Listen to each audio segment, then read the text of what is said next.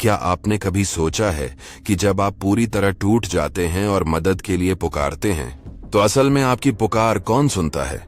आप सोचते हैं कि आप ब्रह्मांड से या किसी भगवान से प्रार्थना कर रहे हैं, लेकिन निराशा की अपनी एक अलग ही गंध होती है और ये उन चीजों को अपनी ओर खींचती है जो इंसानों की दुनिया के ठीक बगल में परछाइयों में रहती हैं। वो चीजें जो हमेशा से इंतजार कर रही हैं आपके कमजोर पड़ने का।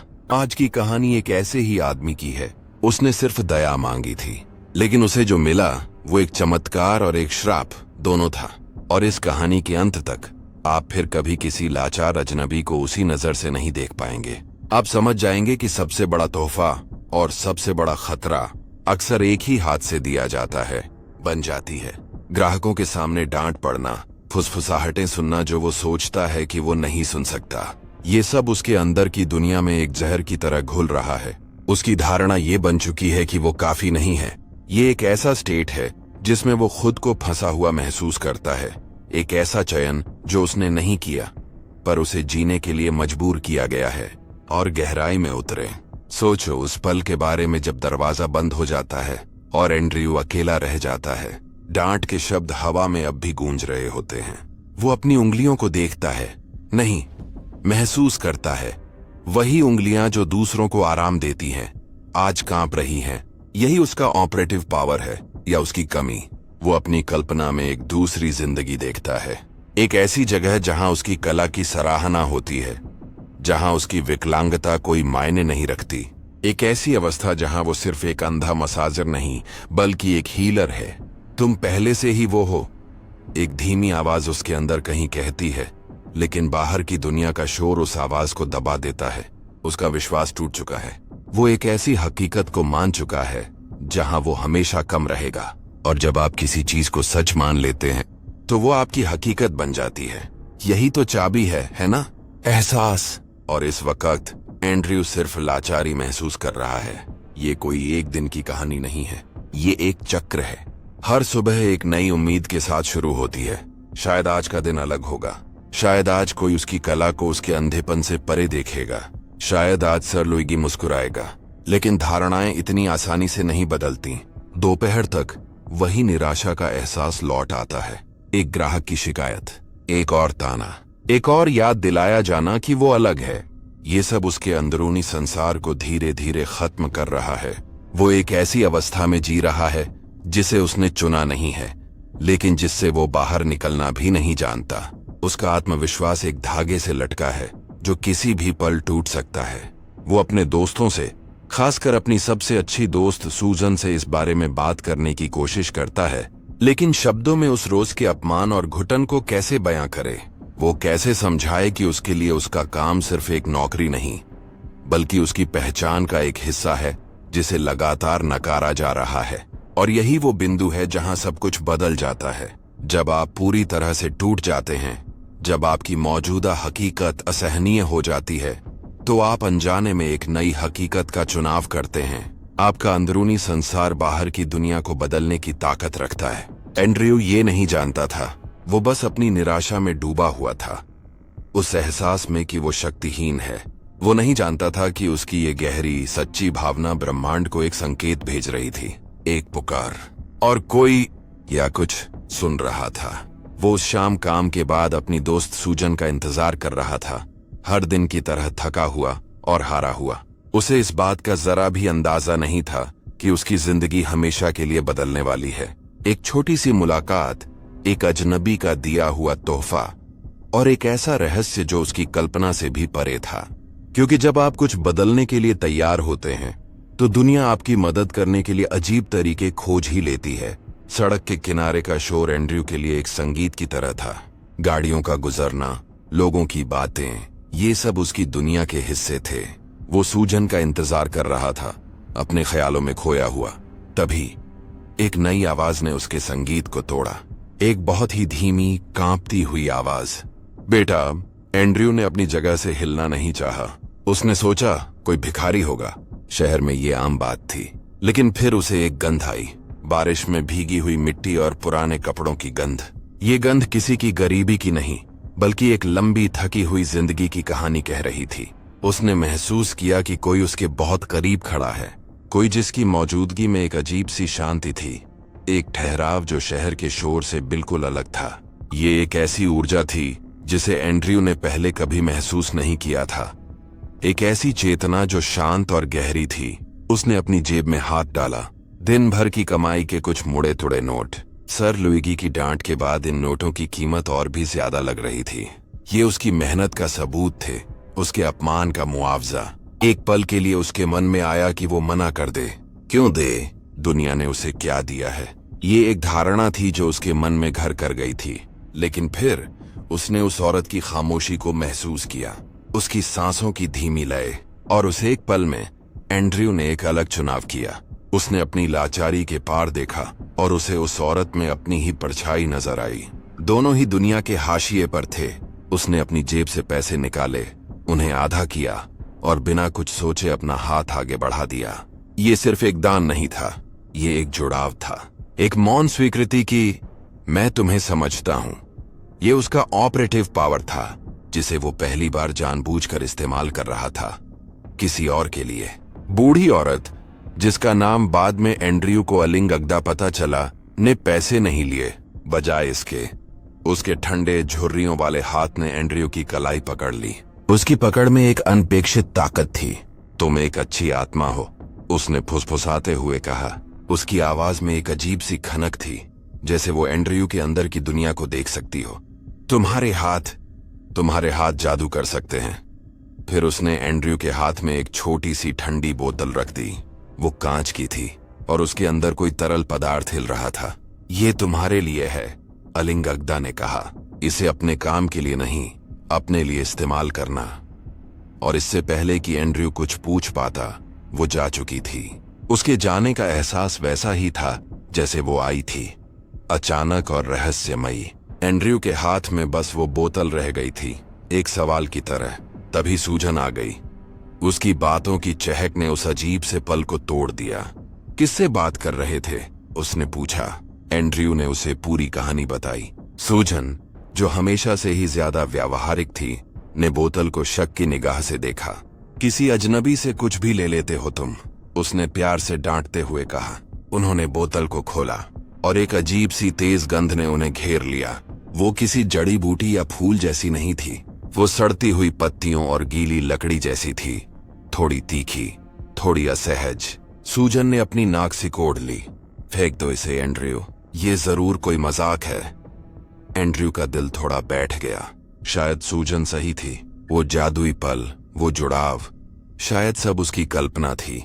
उनकी धारणा ये थी कि ये बोतल बेकार है, और वो एहसास, निराशा का एहसास, एक बार फिर लौट आया था। अब और गहराई में उतरते हैं। एंड्रयू ने बोतल को फेंका नहीं, उसने उसे अपने बैग के एक कोने में रख दिया। उस अजीब सी मुलाकात की एक निशानी समझकर वो उसे लगभग भूल ही गया था। लेकिन कुछ चीजें आपको नहीं भूलती। वो बोतल सिर्फ तेल नहीं थी, वो एक बीज था, एक संभावना, एक नई हकीकत का दरवाजा जिसे एंड्रयू ने अनजाने में खोल दिया था। उसे नहीं पता था कि अलिंग अगदा कौन थी, उसे नहीं पता था कि उस बोतल में क्या था, और उसे ये भी नहीं पता था कि उसकी जिंदगी का सबसे बड़ा चमत्कार और सबसे बड़ा खतरा दोनों ही उस छोटी सी बोतल में बंद थे, बस सही समय का इंतजार कर रहे थे। क्योंकि जब आप ब्रह्मांड को एक संकेत भेजते हैं तो वो जवाब जरूर देता है, पर हमेशा उस तरीके से नहीं जिसकी आप उम्मीद करते हैं। यहाँ से सब कुछ बदल जाता है। हफ्ते बीत गए। वो छोटी सी बोतल एंड्रयू के बैग के एक अंधेरे कोने में पड़ी रही, लगभग भुलाई जा चुकी। उसकी दुनिया वापस वैसी ही हो गई थी। सर लुइगी की डांट, ग्राहकों का संदेह और निराशा का एक स्थायी एहसास। एक शाम एक पड़ोसी, एक बूढ़ी औरत जिसके घुटनों में पुराना दर्द था, मदद के लिए उसके पास आई। एंड्रयू घर पर भी कुछ काम कर लिया करता था ताकि गुजारा चल सके। जब उसने अपनी तेल की बोतल उठाई तो वो खाली थी। एक पल के लिए उसे गुस्सा आया अपनी किस्मत पर, और फिर उसे उस दूसरी बोतल का ख्याल आया। उसकी चेतना में एक संघर्ष छिड़ गया। सूजन की चेतावनी, वो अजीब गंध, लेकिन फिर उसे उस बूढ़ी औरत के दर्द भरे चेहरे का ख्याल आया। उसने एक चुनाव किया। उसने उस अजीब सी बोतल को उठाया। एहसास ही चाबी है। ये शब्द उसके दिमाग में नहीं बल्कि उसकी उंगलियों में गूंजे जब उसने ढक्कन खोला, जिस पल उसने तेल अपनी हथेली पर डाला, सब कुछ बदल गया। वो तेज बुरी गंध गायब हो गई। उसकी जगह एक ऐसी खुशबू ने ले ली जिसे एंड्रयू ने पहले कभी महसूस नहीं किया था। वो चंदन, लैवेंडर और किसी अनजाने जंगली फूल का मिश्रण थी। एक ऐसी खुशबू जो सीधे आत्मा में उतर रही थी। जैसे ही उसने उस औरत के घुटनों पर तेल लगाया, एक चमत्कार हुआ। तेल सिर्फ उसकी उंगलियों के नीचे नहीं, बल्कि ग्राहक की त्वचा पर भी गर्म हो गया। औरत ने एक गहरी सांस ली, जैसे सालों का दर्द एक पल में पिघल गया हो। एंड्रयू हैरान था। उसका अंदरूनी संसार हिल गया था। ये सिर्फ तेल नहीं था, ये कुछ और था। ये उसकी नीयत का, उसकी शफकत का जवाब दे रहा था। ये उसका ऑपरेटिव पावर था जो अब जागृत हो चुका था, और ये तेल उसे 10 गुना बढ़ा रहा था। खबर जंगल की आग की तरह फैल गई। वो बूढ़ी औरत जो सालों से ठीक से चल नहीं पा रही थी, अगले दिन बिना किसी सहारे के बाजार में घूम रही थी। उसने सबको एंड्रयू के जादुई तेल के बारे में बताया। जल्द ही एंड्रयू के घर के बाहर लोगों की लाइन लगने लगी। किसी को पीठ में दर्द था, किसी को माइग्रेन, किसी को सालों पुरानी चोट, और हर बार तेल ने अपना जादू दिखाया। हर व्यक्ति के लिए उसकी खुशबू अलग होती थी, ठीक वैसी जैसी उन्हें जरूरत हो। एंड्रयू की धारणा अपने बारे में बदलने लगी। वो अब एक बेचारा अंधा मसाजर नहीं था। उसकी अवस्था बदल रही थी। वो एक हीलर था। लोग उसे सम्मान की नजर से देखते थे, कृतज्ञता से। वो अब उस अवस्था में जी रहा था जिसकी उसने सिर्फ कल्पना की थी। ये एहसास कि तुम पहले से ही वो हो, अब एक हकीकत बन रहा था। लेकिन इस चमत्कार का एक और पहलू था जो एंड्रयू और सूजन को डरा रहा था। बोतल। वो छोटी सी बोतल कभी खाली नहीं होती थी। हर दिन दर्जनों लोगों पर इस्तेमाल होने के बाद भी तेल का स्तर हमेशा उतना ही रहता था। सूजन ने उसे हिलाकर देखा, उसे रोशनी में रखने की कोशिश की, जो एंड्रयू के लिए एक मजाक था, लेकिन कोई फायदा नहीं हुआ। ये तर्क से परे था, ये प्रकृति के नियमों के खिलाफ था। ये खत्म क्यों नहीं हो रहा एंड्रयू? वो फुसफुसाती। उसकी आवाज में आश्चर्य और डर का मिश्रण होता। ये एक ऐसा रहस्य था जिसने उनके छोटे से अपार्टमेंट में डेरा डाल लिया था। एक तरफ तो ये एक वरदान था, एक दैवीय शक्ति का सबूत। दूसरी तरफ ये एक अप्राकृतिक चीज थी, एक ऐसी शक्ति जिसका स्रोत वो नहीं जानते थे। और अज्ञात चीजें अक्सर अपने साथ एक अनजाना खतरा भी लाती हैं। अब और गहराई में उतरते हैं। एंड्रयू की नई प्रसिद्धि सिर्फ उसके मोहल्ले तक ही सीमित नहीं रही। उसकी शोहरत की गूंज शहर के दूसरे कोनों तक पहुंचने लगी थी। और जहां रोशनी होती है, वहां पर अच्छाइयां भी खिंचकर आती हैं। कोई था जो एंड्रयू की इस कामयाबी को दूर से देख रहा था, ईर्ष्या और गुस्से के साथ। कोई जिसका कारोबार एंड्रयू के इस चमत्कार की वजह से तबाह हो रहा था। Sir Luigi. उसे अपने ग्राहकों के गायब होने का कारण पता चल चुका था।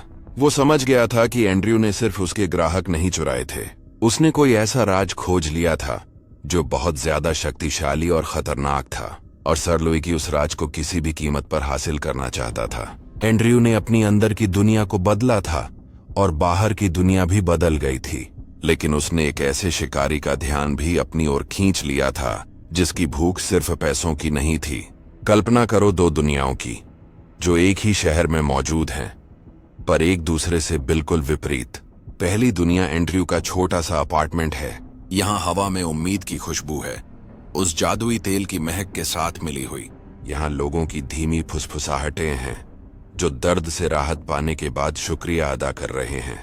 ये एंड्रयू का बनाया हुआ संसार है, एक ऐसी हकीकत जिसे उसने अपने एहसास और अपनी काबिलियत से जन्म दिया है। दूसरी दुनिया सर लुइगी का सैलून है। वहां अब खामोशी का राज है। खाली कुर्सियां भूतों की तरह लगती हैं। हवा में हेयर स्प्रे और ब्लीच की तीखी गंध है जो अब इस्तेमाल ना होने के कारण बासी हो गई है। ये सर लुइगी की दुनिया है, एक ऐसी जगह जो उसकी नाकामी का प्रतीक बन गई है। उसकी चेतना अब सिर्फ एक ही चीज पर केंद्रित थी, एंड्रयू, और वो उसे बर्बाद करना चाहता था। लेकिन सर लुइगी ने सीधे हमला नहीं किया। नहीं, वो चालाक था। उसने एक ज्यादा खतरनाक हथियार का इस्तेमाल किया, शब्द। उसने अफवाहें फैलानी शुरू कर दी। वो जरूर कोई काला जादू करता है। एक अंधा आदमी अचानक से लोगों को ठीक कैसे कर सकता है? सुना है वो तेल किसी कब्र से निकाला गया है। ये शब्द जहर की तरह हवा में फैल गए। एंड्रयू, जो अब सम्मान का आदी हो चुका था, ने फिर से लोगों की फुसफुसाहटों को महसूस करना शुरू कर दिया। लेकिन इस बार वो संदेह की नहीं बल्कि डर की थीं। कुछ पुराने ग्राहक आने से कतराने लगे। सर लुइगी जनता की धारणा को बदलने की कोशिश कर रहा था। वो एंड्रयू की हीलर की अवस्था को तोड़कर उसे वापस धोखेबाज की अवस्था में धकेलना चाहता था, क्योंकि जब आप किसी की आत्म छवि पर हमला करते हैं तो आप उसकी पूरी हकीकत को हिला देते हैं। इस बीच सर लुइगी का गुस्सा एक जुनून में बदल रहा था। उसका सैलून अब वीरान हो चुका था। उसे अपने कर्मचारियों को निकालना पड़ा। हर दिन वो अपनी दुकान की खाली कुर्सियों को घूरता और अपने पतन के लिए सिर्फ एंड्रयू को दोषी ठहराता। उसका अंदरूनी संसार नफरत और ईर्ष्या की आग में जल रहा था। वो एंड्रयू के अपार्टमेंट के पास घंटों खड़ा रहता, लोगों की भीड़ को आते जाते देखता। उसकी कल्पना उसे खाई जा रही थी। वो उस तेल की शक्ति की कल्पना करता, ये सोचता कि अगर वो तेल उसके पास होता तो वो क्या कुछ कर सकता था। वो इस एहसास में जी रहा था कि उसके साथ अन्याय हुआ है, कि उसकी चीज उससे छीन ली गई है। और एहसास ही तो चाबी है। उसकी ये तीव्र भावना, ये गुस्सा एक भयानक ऊर्जा को जन्म दे रहा था। एक ऐसी ऊर्जा जो विनाश चाहती थी। और फिर वो दिन आया जब बांध टूट गया। सर लुइगी अब और बर्दाश्त नहीं कर सका। वो सीधे एंड्रयू के दरवाजे पर पहुंचा और दरवाजे को पीटना शुरू कर दिया। वो आवाज एक हथौड़े की तरह थी। एंड्रयू की शांतिपूर्ण दुनिया पर एक क्रूर हमला। एंड्रयू ने दरवाजा खोला और उसे आवाज से ही पता चल गया ये सर लुइगी था। लेकिन ये वो सर लुइगी नहीं था जिसे वो जानता था। उसकी आवाज में वो बनावटीपन नहीं था, उसमें कच्ची अनियंत्रित नफरत थी। चोर, वो चिल्लाया। उसकी आवाज पूरी गली में गूंज उठी। तुमने मेरे सारे ग्राहक चुरा लिए, तुमने मेरी जिंदगी बर्बाद कर दी। लोग बाहर निकल आए, तमाशा देखने लगे। सर लुइगी सार्वजनिक रूप से एंड्रयू को अपमानित कर रहा था, उसकी नई पहचान को छीनने की कोशिश कर रहा था। ये एंड्रयू के आई एम पर सीधा हमला था। उसे ये बताने की कोशिश कि तुम वो नहीं हो जो तुम सोचते हो, तुम बस एक धोखेबाज हो। एंड्रयू शांत खड़ा रहा, लेकिन अंदर से वो कांप रहा था। सर लुइगी चिल्लाता रहा, इल्जाम लगाता रहा। लेकिन जब उसने देखा कि एंड्रयू जवाब नहीं दे रहा है तो वो और भी खतरनाक हो गया। वो करीब आया। उसकी फुसफुसाहट अब चीख से ज्यादा डरावनी थी।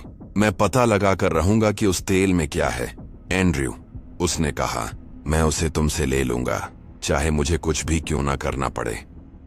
इन शब्दों में एक वादा था, एक अपवित्र शपथ। फिर वो मुड़ा और चला गया। पीछे एक भारी अशुभ खामोशी छोड़ गया। एंड्रयू को एहसास हुआ कि ये सिर्फ एक कारोबारी दुश्मनी नहीं थी, ये कुछ और था, कुछ ज्यादा गहरा, ज्यादा पुराना और ज्यादा खतरनाक। सर लुइगी की तेल में दिलचस्पी सिर्फ व्यापार के लिए नहीं थी। यहां से सब कुछ एक भयानक मोड़ लेने वाला था, क्योंकि एंड्रयू ने अनजाने में एक ऐसे दुश्मन को चुनौती दे दी थी जिसके रहस्य रात के अंधेरे से भी ज्यादा काले थे। उस रात एंड्रयू के अपार्टमेंट में खामोशी नहीं थी, एक अजीब सा तनाव था। सर लुइगी की धमकी हवा में एक जहर की तरह घुल गई थी। एंड्रयू अपने बिस्तर पर लेटा था, लेकिन उसकी चेतना पूरी तरह जागी हुई थी। हर आहट, गली से गुजरती हर गाड़ी की आवाज उसे चौंका रही थी। उसे ऐसा महसूस हो रहा था जैसे कोई उसे देख रहा है, दीवारों के पार से, अंधेरे के अंदर से। फिर एक गंध आनी शुरू हुई। ये जादुई तेल की सुखद खुशबू नहीं थी, ये कुछ और थी। सड़े हुए मांस और नम कब्र की मिली जुली घिनौनी गंध। कमरे का तापमान अचानक गिर गया, हवा भारी हो गई। आप उस खामोशी को महसूस कर सकते हैं जो एक चीख से ठीक पहले आती है। एंड्रयू उसे महसूस कर सकता था। उसका अंदरूनी संसार डर की गिरफ्त में था। कुछ बहुत बुरा होने वाला था। अचानक दरवाजे के ताले के टूटने की एक हिंसक आवाज आई। लकड़ी के टुकड़े फर्श पर बिखरे और फिर कदमों की आहट। लेकिन ये इंसानी कदम नहीं थे, ये भारी थे, घिसटते हुए जैसे कोई जानवर चल रहा हो। एक गहरी घुरघुराती हुई सांस की आवाज आ रही थी। एंड्रयू डर से जम गया। उसकी कल्पना उस भयानक तस्वीर को पूरा नहीं कर पा रही थी जो उसके बाकी के सेंस उसे बता रहे थे। वो चीज कमरे में घुसी और उसकी मौजूदगी से ही पूरा कमरा ठंडा पड़ गया। एंड्रयू ने अपनी सांस रोक ली, ये उम्मीद करते हुए कि वो सिर्फ एक सपना है, एक भयानक सपना। लेकिन फिर उस चीज की परछाई उस पर पड़ी, एक बर्फीली ठंडक की तरह, और एंड्रयू को पता चल गया कि यह हकीकत है। एक ऐसी हकीकत जिससे बचने का कोई रास्ता नहीं था। एक हाथ जो खुरदरा और पंजों जैसा था ने अंधेरे में उसे पकड़ लिया। उसकी पकड़ लोहे जैसी थी। तेल, एक आवाज ने फुसफुसाया। वो सर लुइगी की आवाज थी, पर वो खींची हुई और राक्षसी लग रही थी। तेल कहाँ है? एंड्रयू ने संघर्ष करने की कोशिश की, लेकिन वो शक्तिहीन था। उस चीज ने उसे बिस्तर से खींच लिया। एंड्रयू उसके शरीर की बनावट को महसूस कर सकता था। वो इंसान नहीं था। उसके नाखून लंबे और नुकीले थे, जो उसकी त्वचा में चुभ रहे थे। एक लंबी लपलपाती हुई जीभ उसके चेहरे को छूने की कोशिश कर रही थी। और तभी एंड्रयू को अपनी दादी की कहानियां याद आईं। रात में शिकार करने वाले राक्षसों की कहानियां। असवांग। सर लुइगी एक असवांग था, और उसे वो तेल चाहिए था अपनी अंधेरी शक्तियों को बढ़ाने के लिए, उस पवित्र चीज को अपनी अपवित्र भूख मिटाने के लिए। ठीक उसी पल जब असवांग एंड्रयू को नुकसान पहुंचाने वाला था, कमरे में एक और शक्ति का प्रवेश हुआ। हवा में फिर से बारिश और मिट्टी की जानी पहचानी गंध फैल गई। उसे छोड़ दो, ये अलिंग अगदा की आवाज थी। लेकिन अब उसकी आवाज में वो बुढ़ापे की कमजोरी नहीं थी। उसमें एक सदियों पुराना अधिकार था, एक ऐसी शक्ति जो हुक्म देना जानती थी। सर लुइगी असवांग गुर्राया और एंड्रयू को छोड़कर उस नई चुनौती की ओर मुड़ा। कमरे में एक भयानक लड़ाई छिड़ गई। एंड्रयू फर्श पर पड़ा था और उसके चारों ओर गैर इंसानी गुर्राहटें, फुंकारें और एक अनदेखी ऊर्जा के टकराने की आवाजें आ रही थीं। वो कुछ देख नहीं सकता था, लेकिन वो महसूस कर सकता था। दो प्राचीन शक्तियां एक दूसरे से टकरा रही थीं, और उस लड़ाई के बीच में उसे एहसास हुआ कि अलिंग अगदा वो भी एक इंसान नहीं है। लड़ाई जितनी जल्दी शुरू हुई थी, उतनी ही जल्दी खत्म हो गई। एक दर्दनाक चीख के साथ सर लुइगी की राक्षसी मौजूदगी कमरे से गायब हो गई, जैसे वो रात के अंधेरे में समा गया हो। खामोशी लौट आई, लेकिन अब ये एक टूटी हुई, बिखरी हुई खामोशी थी। एंड्रयू कांप रहा था, फर्श पर पड़ा हुआ। अलिंग अगदा उसके पास आई। उसकी मौजूदगी अब एक लाचार भिखारिन की नहीं, बल्कि एक शक्तिशाली संरक्षक की थी। एंड्रयू के मन में लाखों सवाल थे। वो कौन है? सर लुइगी क्या था? और सबसे बड़ा सवाल, उस छोटी सी बोतल में आखिर है क्या? अब वो राज खुलने वाला था जो उसकी समझ से परे था, क्योंकि ये लड़ाई सिर्फ एक जादुई तेल के लिए नहीं थी। ये रोशनी और अंधेरे के बीच की एक सदियों पुरानी जंग थी, और एंड्रयू अनजाने में उसका केंद्र बन चुका था। एंड्रयू जमीन पर बैठा था। उसका शरीर अभी भी डर से कांप रहा था, पर उसका दिमाग सवालों के तूफान में घिरा था। अलिंग अगदा ने अपना हाथ बढ़ाया। उसका स्पर्श अब किसी कमजोर बुढ़िया का नहीं, बल्कि एक शांत और शक्तिशाली हस्ती का था। तुम क्या हो? एंड्रयू ने हिम्मत करके पूछा। अलिंग अगदा ने एक गहरी सांस ली। मैं वही हूं जिससे तुम डरते हो एंड्रयू। मैं एक असवांग हूं। एंड्रयू का खून ठंडा पड़ गया, लेकिन इससे पहले कि वो डर से चीख पाता, अलिंग अगदा ने आगे कहा, लेकिन जैसे इंसान अच्छे और बुरे होते हैं, वैसे ही हम भी होते हैं। सर लुइगी जैसे लोग अपनी भूख और नफरत का चुनाव करते हैं। मैंने एक अलग रास्ता चुना, संतुलन का, रक्षा करने का। ये एक ऐसी हकीकत थी जो एंड्रयू की समझ से परे थी। उसकी पूरी दुनिया, जिसे वो अच्छा बुरा रोशनी अंधेरा समझता था, एक ही पल में बिखर गई। और ये तेल? एंड्रयू ने लगभग फुसफुसाते हुए पूछा। ये क्या है? अलिंग अगदा उस छोटी सी बोतल की तरफ बढ़ी, जो इस सारी तबाही के बीच में भी सुरक्षित थी। ये तेल अपने आप में कुछ नहीं है, उसने समझाया। ये एक आईने की तरह है। ये तुम्हारी अंदर की दुनिया को बाहर की दुनिया में दिखाता है। ये तुम्हारे एहसास को शक्ति देता है। जब ये तुम्हारे हाथों में था, तो इसने तुम्हारी शफकत और उपचार करने की इच्छा को बढ़ाया। अगर ये लुइगी के हाथों में होता, तो ये उसकी नफरत और लालच को बढ़ाकर एक भयानक हथियार बन जाता। एंड्रयू को अब समझ में आया, तेल जादुई नहीं था, जादू उसके अंदर था। तेल तो बस एक जरिया था, एक माध्यम। ये तुम्हारी वजह से शक्तिशाली है एंड्रयू। एहसास ही तो असली चाबी है, और तुम्हारा एहसास पवित्र था। एंड्रयू हैरान था। तो तुमने ये मुझे क्यों दिया? अलिंग अगदा की आवाज में एक कोमलता आ गई। क्योंकि मैंने तुम्हें देखा था एंड्रयू। मैंने सिर्फ तुम्हारी लाचारी नहीं देखी, मैंने तुम्हारे अंदर की अच्छाई देखी। उस दिन जब तुम्हारे पास खुद कुछ नहीं था, तुमने अपना आधा हिस्सा मुझे दे दिया।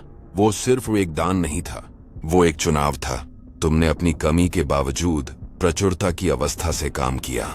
तुमने वो दिया जो तुम्हारे पास नहीं था, और इसलिए ब्रह्मांड ने तुम्हें वो लौट आया जिसकी तुमने कभी कल्पना भी नहीं की थी।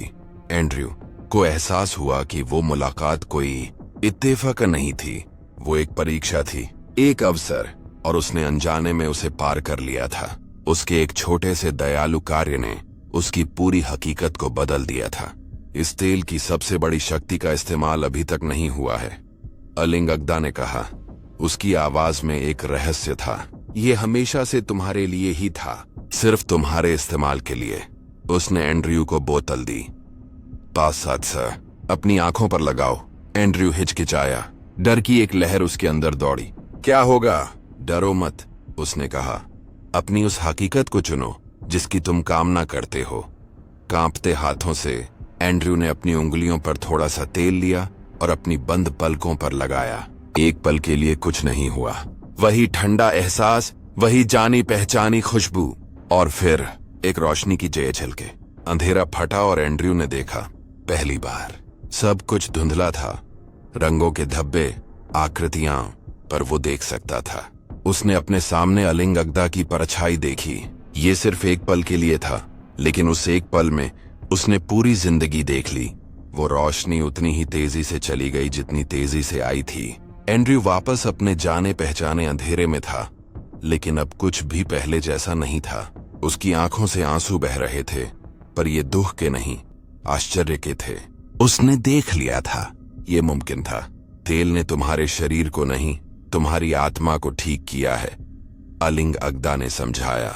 उसने तुम्हारे उस हिस्से को ठीक किया है जिसने ये मान लिया था कि तुम हमेशा अंधे रहोगे। उसने तुम्हारे अंदर की संभावना को जगा दिया है। अब तुम्हारा शरीर भी उसका अनुसरण करेगा। वो एक चमत्कार था जो विज्ञान के लिए रास्ता बना रहा था। तेल ने दरवाजा खोल दिया है। एंड्रयू, अब तुम्हें बस उस पर चलना है। एंड्रयू को पता था कि उसकी जिंदगी का सबसे मुश्किल सफर खत्म हो चुका था और एक नया रोशन सफर शुरू होने वाला था। अलिंग अगदा उस रात के बाद फिर कभी नहीं दिखी। वो आई थी एक रहस्य की तरह और चली गई एक किंवदंती की तरह। एंड्रयू के पास अब सिर्फ वो तेल की बोतल थी और एक ऐसी सच्चाई जो उसकी दुनिया को हमेशा के लिए बदल चुकी थी। उसने उसकी सलाह मानी। सालों की निराशा को पीछे छोड़कर उसने एक बार फिर डॉक्टरों से संपर्क किया।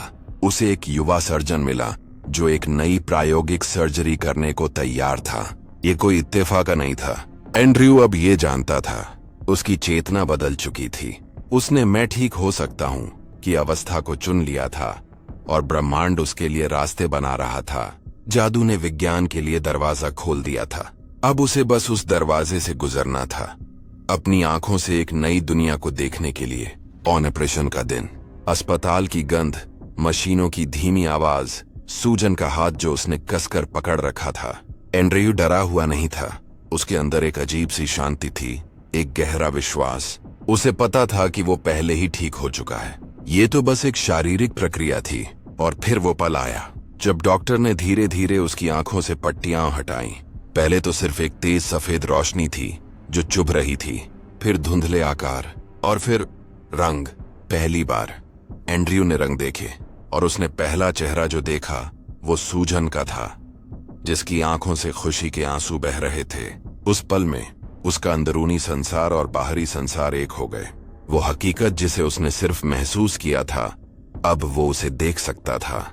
आई एम हील्ड अब सिर्फ एक विचार नहीं, उसकी जीती जागती हकीकत थी। नई दुनिया में पहला कदम रखना एक बच्चे की तरह था। हर चीज नई थी, हर चीज एक चमत्कार। बारिश की बूंदों को खिड़की पर देखना, फूलों के रंगों को पहचानना, और पहली बार आईने में अपना अक्स देखना। वो घंटों लोगों के चेहरों को देखता, उन भावों को पढ़ता जिन्हें वो पहले सिर्फ महसूस कर सकता था। उसकी दुनिया अब दोगुनी समृद्ध हो गई थी। उसकी स्पर्श की गहरी समझ अब उसकी दृष्टि के साथ मिलकर उसे लोगों को एक ऐसे स्तर पर समझने की शक्ति दे रही थी जो किसी और के पास नहीं थी। उसकी कल्पना ने जिस दुनिया की तस्वीर बनाई थी, हकीकत उससे कहीं ज्यादा खूबसूरत और जटिल थी। ये एक नया जन्म था, एक नई शुरुआत। एंड्रयू सर लुइगी के सैलून में वापस नहीं गया। उसने अपनी छोटी सी जगह खोली, एक शांत, सुकून देने वाला कमरा जहां लोग सिर्फ अपनी मांसपेशियों को नहीं बल्कि अपनी आत्मा को भी आराम देने आते थे। उसका नाम हीलर के तौर पर और भी मशहूर हो गया। अब उसे रोज रोज उस जादुई तेल की जरूरत नहीं थी। उसने सीख लिया था कि असली ऑपरेटिव पावर तो उसके अपने अंदर, उसकी नीयत में है। तेल की बोतल अब भी उसके शेल्फ पर रखी थी, एक शो पीस की तरह नहीं, बल्कि एक याद की तरह, एक अनुस्मारक कि जब आप दुनिया को कुछ अच्छा देते हैं तो दुनिया आपको उससे कहीं ज्यादा लौटाती है। उसका सैलून उसकी मेहनत और दृढ़ता का प्रतीक बन गया। एंड्रयू अब एक पूरी जिंदगी जी रहा था। वो सफल था, खुश था और पूरा था। वो अक्सर उस रात के बारे में सोचता था जब दो दुनियाएं उसके छोटे से अपार्टमेंट में टकराई थीं। वो जानता था कि वो एक बहुत बड़ी लड़ाई का हिस्सा बन गया था। सर लुइगी का क्या हुआ, कोई नहीं जानता। वो शहर से गायब हो गया। लेकिन कभी कभी जब एंड्रयू किसी जरूरतमंद की मदद करता तो उसे हवा में बारिश और मिट्टी की वही जानी पहचानी खुशबू महसूस होती। उसे पता था कि अलिंगगदा कहीं आसपास है, देख रही है। तेल ने उसे दृष्टि दी थी, लेकिन उसकी अपनी दयालुता ने उसे एक नई जिंदगी दी थी। उसने ये सीख लिया था कि हम पहले से ही वो सब कुछ हैं जो हम बनना चाहते हैं, हमें बस उस पर विश्वास करने की जरूरत है। तो अगली बार जब आप किसी की मदद करने के लिए अपना हाथ बढ़ाएं तो याद रखिएगा, आप सिर्फ उस इंसान को नहीं छू रहे हैं, आप अंधेरे में एक रोशनी जला रहे हैं। और जब परछाइयों में छिपी चीजें उस रोशनी की तरफ खींची चली आएंगी, तो क्या आप सच में तैयार होंगे? हमें नीचे कमेंट्स में बताएं, आपकी जिंदगी में वो कौन सा तोहफा था जो वरदान बनकर आया पर अपने साथ एक खतरा भी लाया। सब्सक्राइब करें, क्योंकि अगली कहानी में हम उस चीज का पीछा करेंगे जो रात में शिकार करती है।